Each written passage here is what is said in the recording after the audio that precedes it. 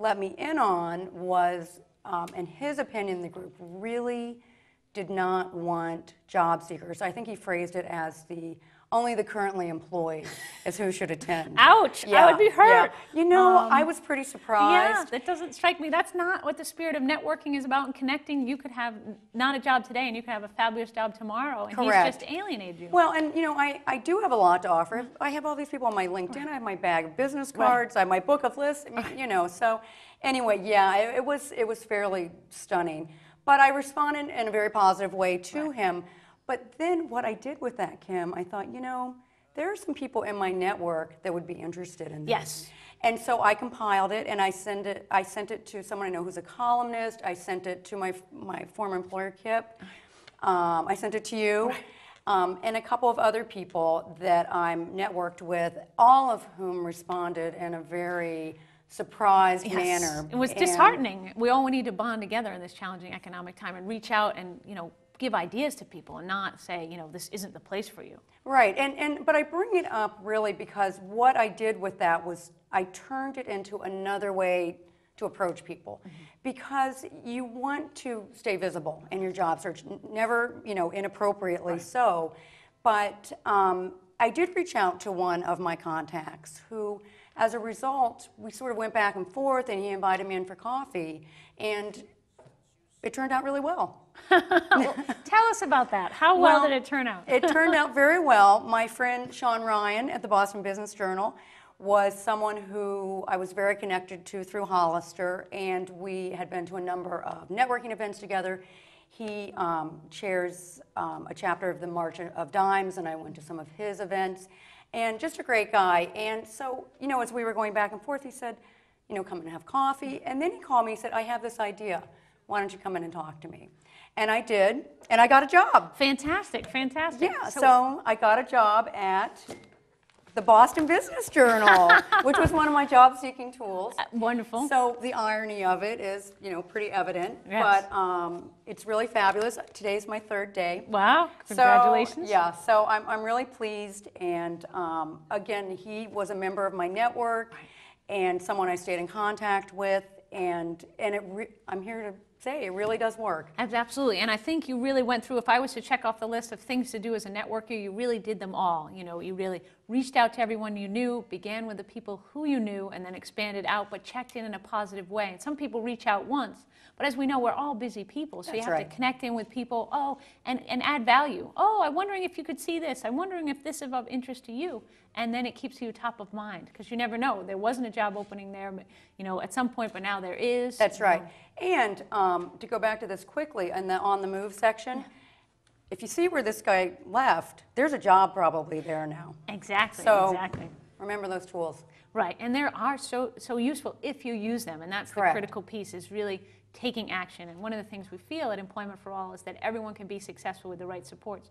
So reach out to the people who can best support you. Connect with the positive people in your job searching network and ask them to play you forward. You know, exactly. And I think, you know, I'm on a number of email chains with some groups, and the biggest advice the people that are reaching out who've been unemployed for a long time are getting from professionals is that positive.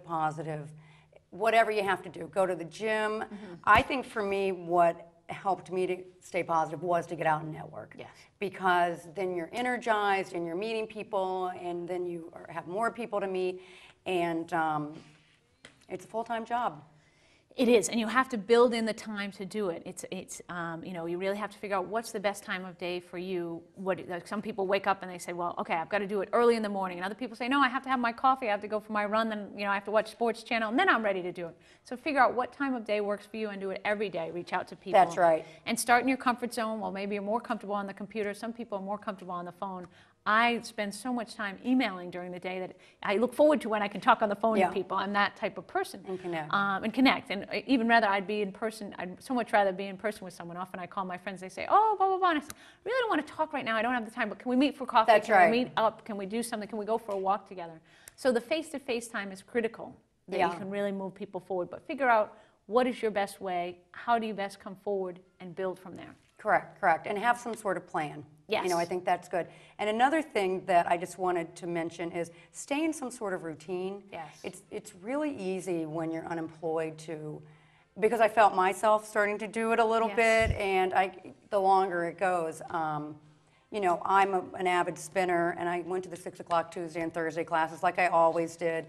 Very easy to say, oh, I'll just turn off the alarm, but you just need to stay in your routine. You're going to feel better. Absolutely. And you feel better when you're also connecting people. If it doesn't work out for you, you have actually a good networking story from the gym, from the spinning class. Right. Yes, that's right. So I was walking out of a spinning class, and there's a woman at the gym who I heard her talking about her daughter, and I said, you know, I used to be a recruiter in creative services.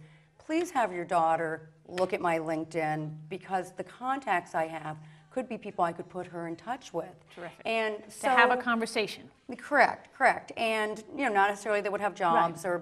but the people that I felt like would be people open to that. And this is how she'll find a job too. So you know, keep your ears open. You can always network in so many different places, and Absolutely. not necessarily in a formal sort of setting, but Starbucks or, you know, wherever. You're a part of many different networks. Yes. So the more people that you reach out to within those networks can lead you to a position. Absolutely. And just kind of brainstorm whether you have a bag of cards or you have just the people in your head. Get them out on paper, write them down. We had Andrew Winnig on the show a couple of weeks back, and he said, you've got a think pad. And I said, well, it's very high tech. He said, yeah, it's a piece of paper and your pen. Yeah. And just write down all the people you can think about. You know, brainstorm who I could connect with and start there. And they could be, we had another gentleman on that talked about he helped someone get a job from a conversation on a train. Yeah, so now right. we've got the gym, you've got the Starbucks, anywhere it can happen. So just be open to it and create a plan and then work that plan. And speaking of the train, I was on the train not so long ago, and there was a woman talking, and it sounded like she would be losing her job soon. And I handed her my business card. Well, it turned out she was someone, a Hollister's candidate. Wow. And a friend of mine, and she reached out to her. You know what? She sent her out on an interview.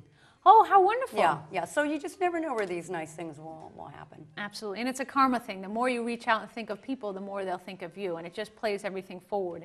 And it brings us back to that everyone can be successful with the right supports. So I think that's a critical piece. As we wrap up, do you have any final quick parting words for someone who's just on the verge of job seeking? I think it's very important. Well, first of all, most jobs will come from networking. I really, truly believe that. Absolutely. And you can see I'm a result of that. But stay positive. Oh my gosh, that's really, really key. And just know there are jobs out there. Yes. And, you know, there's all this media out there. And I taught, my husband's an adjunct professor at Emerson, and I taught a class a week ago for people going into the job force. And, oh my gosh, are they scared? Yeah.